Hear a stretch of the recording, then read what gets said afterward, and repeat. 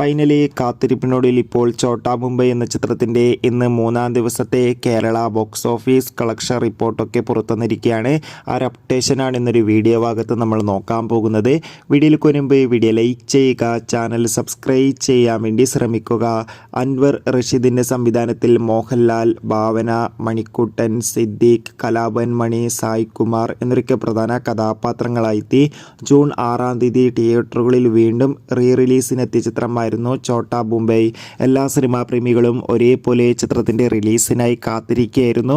ചിത്രത്തിന് മികച്ച പോസിറ്റീവ് അഭിപ്രായം തന്നെയാണ് ഇന്ന് 3-ാം ദിവസമായ ഞായറാഴ്ചയും കേരളത്തിലെ വിവിധ തിയേറ്ററുകളിൽ നിന്ന് പുറത്തുവന്നുകൊണ്ടിരിക്കുന്നത്. ഇപ്പോഴും ചിത്രത്തിന് ഹൗസ്ഫുൾ ഷോയാണ് കേരളത്തിൽ നടക്കുന്നത്.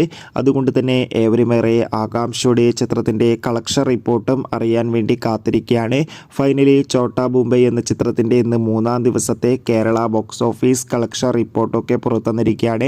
ഇന്ന് മാത്രം ചിത്രത്തിന് കേരളത്തിൽ നിന്ന് 1 കോടിക്ക് അടുത്ത് വരെ കളക്ഷൻ നേടിയെടുക്കാൻ വേണ്ടി സാധിക്കുമെന്നാണ് ട്രാക്കിംഗ് റിപ്പോർട്ടുകൾ സൂചിപ്പിക്കുന്നത്. കാത്തിരിക്കാം കൂടുതൽ കളക്ഷൻ റിപ്പോർട്ടിനായി.